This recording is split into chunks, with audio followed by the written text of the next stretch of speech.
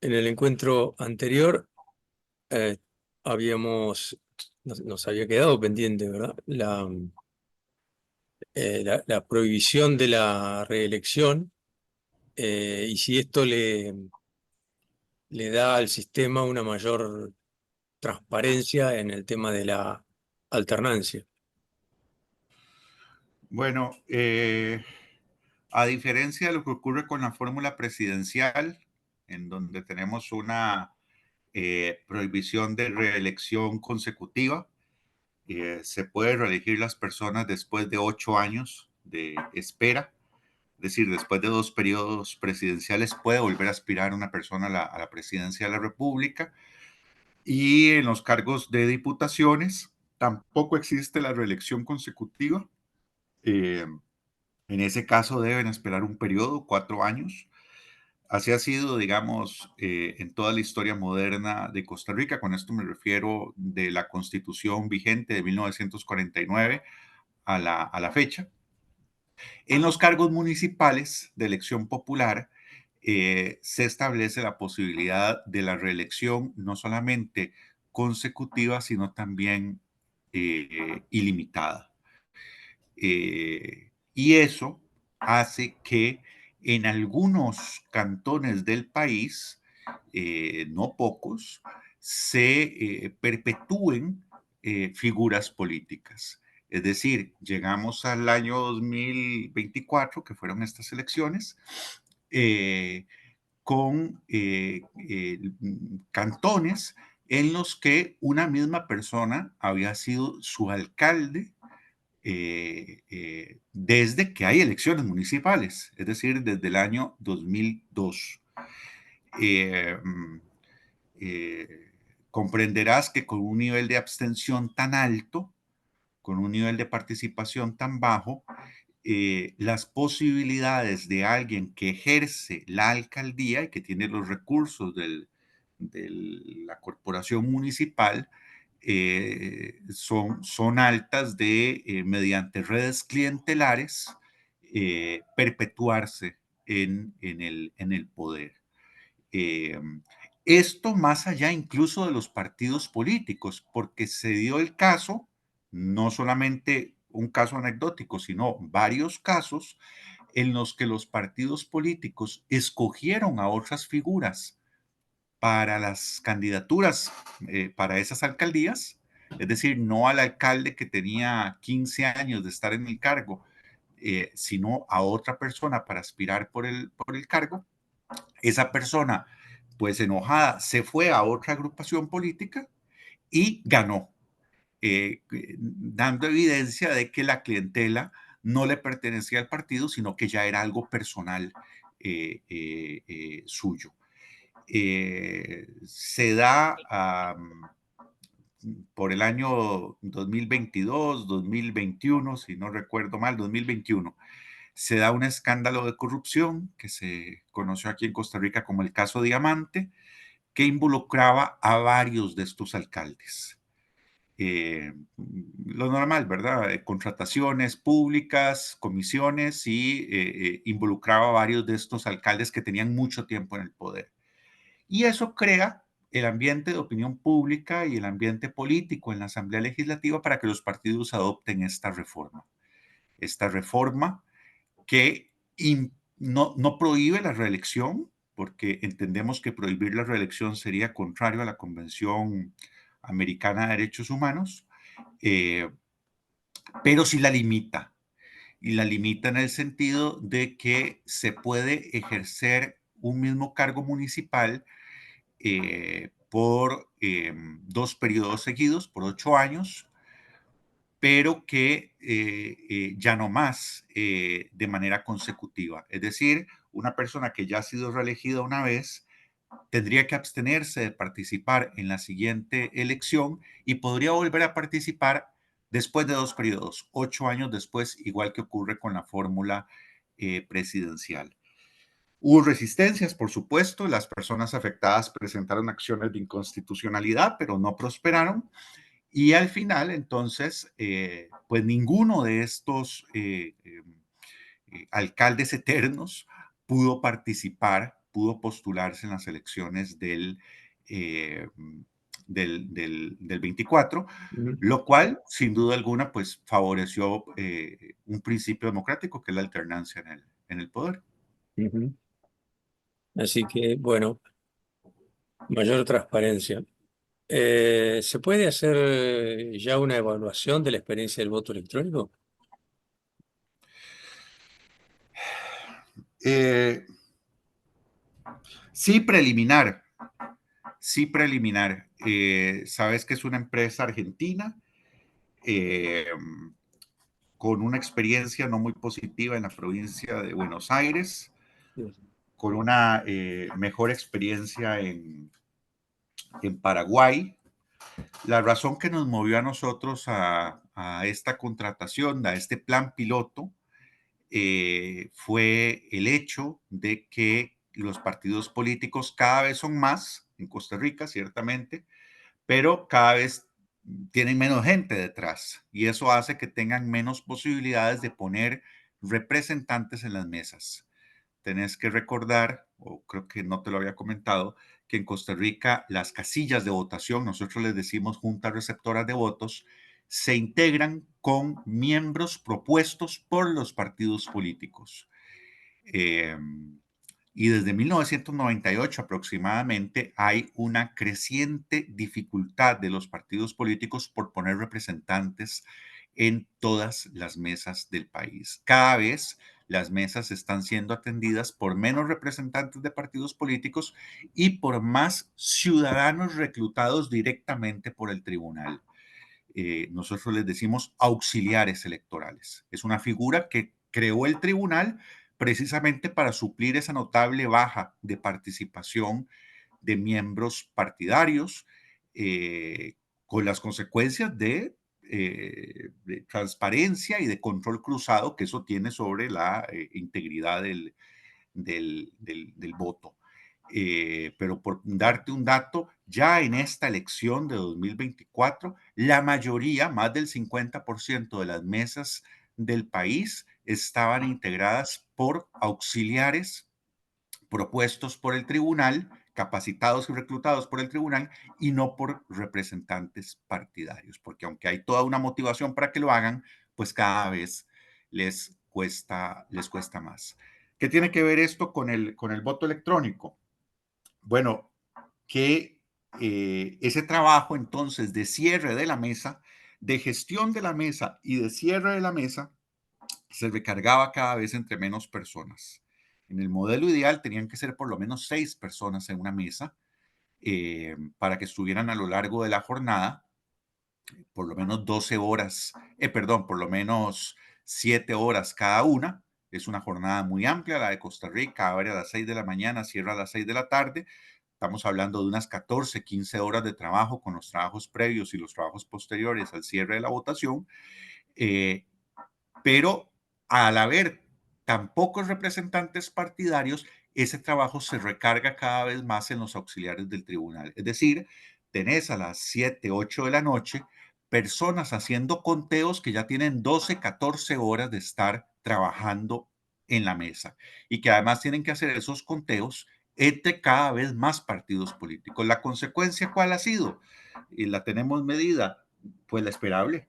Cada vez más lentitud en la realización de ese trabajo y cada vez más incidencia de errores.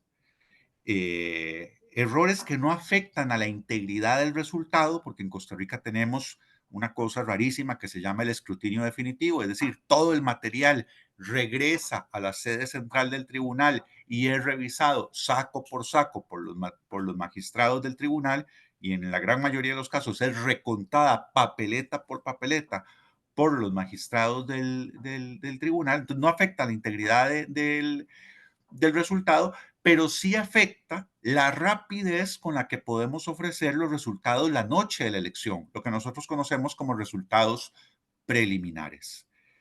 Eso no ha sido o no ha tenido consecuencias importantes en elecciones anteriores porque el resultado ha sido holgado. Pero entendemos que en un escenario de resultado estrecho, dar los resultados tarde, sin no darlos de manera rápida, y además con un porcentaje de mesas procesadas bajo, podría generar algún tipo de recelo, zozobra o incluso inestabilidad política. Es lo que hemos visto en otros países cuando hay resultado estrecho y cuando la autoridad electoral tarda mucho tiempo en dar los resultados. Esa razón es la que lleva al Tribunal Supremo de Elecciones a explorar esta herramienta que nosotros hemos, yo creo que más por razones comunicacionales que por razones técnicas, nos hemos empeñado en decir que no es voto electrónico, sino que es papeleta única electrónica. Me parece una cuestión bizantina discutirlo. El punto es que no es una urna electrónica, no sé si conoces la tecnología, pero no es una urna electrónica, sino que es pues básicamente una pantalla, una máquina donde haces tus opciones, la máquina imprime un voucher con todas esas opciones y después ese voucher conserva el voto en un chip que sirve para contabilizarlo al final de la jornada y llenar las actas de una manera más expedita. Los resultados preliminares del experimento, que fue un experimento acotado en un 8% de las mesas de todo el país, estoy hablando de 499 mesas de las casi 7,000 que tiene la elección municipal costarricense, es positivo. ¿Positivo en qué sentido? En tres sentidos. Primero, las mesas abrieron temprano. Es decir, un riesgo que algunas personas anticipaban era que los miembros de mesa tuvieran dificultades para echar a andar la máquina, para ponerla a funcionar. Eso evidentemente no ocurrió, estaban bien capacitados y fueron mesas que abrieron muy tempranito en la mañana. El segundo resultado positivo es la recepción de los electores. Es decir, a pesar de que en redes sociales hubo una campaña agresiva de noticias falsas, de teorías de la conspiración respecto del voto electrónico, eh, la gente en realidad lo valoró muy positivamente. Nosotros, por supuesto, hicimos un trabajo de sensibilización previo, lo llevamos a las comunidades para que la gente lo pudiera practicar, pudiera ver cómo era, perdiera el miedo. Pero votaron adultos mayores con la máquina, votaron personas en silla de ruedas, votaron personas no videntes con la máquina. Y de todo el país hubo una persona que se negó, que dijo que si no le daban la papeleta en papel, pues no iba a votar. Bueno, pues se quedó sin votar. Pero creo que una persona de un padrón de 3,5 millones de personas, pues es poco significativo. Ujú. Y el tercer dato positivo de la experiencia es que todas esas mesas pudieron transmitir su mensaje de resultados y todos los mensajes fueron procesados. Aquí me explico. Las mesas en Costa Rica a las 6 de la tarde, cuando cierran, las juntas receptoras de votos hacen sus conteos y dentro de los documentos que tienen que llenar un mensaje de transmisión. Y ese mensaje de transmisión es el que se nos remite a la sede central y el que nos permite dar los resultados preliminares. Si ese mensaje de transmisión tiene resultados inconsistentes, números que no cierran, el sistema informático lo repele para no contaminar esos resultados preliminares que le damos a los costarricenses con datos equivocados. Y queda después para el escrutinio manual que hacen los magistrados del tribunal. Bueno, pues el 100% de estas 499 mesas no solamente enviaron el mensaje de transmisión, sino que además pudo ser procesado, con lo cual se acredita que no venía con datos inconsistentes. Tendrá que ser objeto de una valoración más rigurosa del tribunal, sobre todo en cuanto a qué tan rápido nos permitió cerrar esas mesas. Teníamos datos de que en Argentina y en Paraguay podían estar tardando 45 minutos, que es un tiempo muy bueno para nosotros. Hay que ver cómo funcionó eso en Costa Rica y hay que valorar el costo, porque fue muy caro, Gustavo. Fue un plan piloto, ya te digo, para 499 juntas receptoras de votos y nos costó casi $2 millones. lo que significa un costo elevadísimo y que escalarlo para realizarlo en todo el país, por ejemplo, en las elecciones que vienen del 2026, pues no sé qué futuro tenga eso. Entiendo. Bien, cada día hay mayor cantidad de partidos políticos. Esta dispersión en la oferta electoral, ¿qué significa para vos? Digamos, ¿le permite al ciudadano tener más opciones para elegir o en realidad lo confunde? No, lo segundo. Son agrupaciones que prácticamente no agrupan a nadie. Ya te decía, tenemos creo que 161 partidos políticos y el dato escandaloso, aparte de que ese en sí mismo es un dato escandaloso para un país de 5 millones de habitantes, el dato escandaloso es que el 80% de los costarricenses no se identifica con ninguno de esos 161 partidos políticos, lo cual es un fracaso sin adjetivos. Es un fracaso eso, sin duda alguna.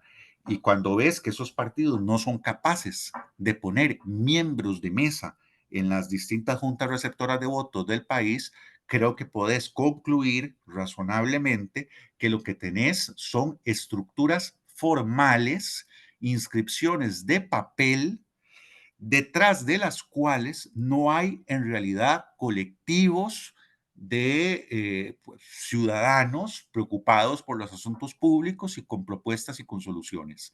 En muchos casos lo que hay son inscripciones que se lograron en algún momento, se pudieron hacer en algún momento. Los requisitos en Costa Rica para conformar un partido político son bajísimos, son sencillísimos, y alquilan esa suerte como de franquicia para aventureros políticos que, pues, en una suerte de mutuo beneficio, obtienen por un lado ellos la franquicia para postularse, porque en Costa Rica los partidos políticos tienen el monopolio en la postulación de candidaturas a puestos de elección popular, y el partido político obtiene la estructura, digamos, del partido político, el dueño de la marca, obtiene el financiamiento público resultante de los votos que reciba esa candidatura que llevan.